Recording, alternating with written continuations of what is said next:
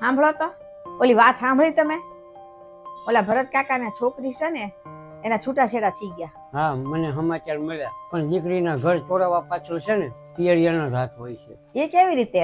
દીકરી છે ને એના પિયરિયામાં છે ને સાસરિયાની બધી ઘરની વાત કહેતી હોય છે, ને પિયરિયા વાળા છે ને એને ખોટી રીતે સલાહ આપે છે, એટલે જ દીકરીનું ઘર તૂટે છે. તમારી વાત સાચી છે, પણ બધી જગ્યાએ એવું નથી હોતું કે પિયરિયા છે ને દીકરીને ખોટી સલાહ આપે.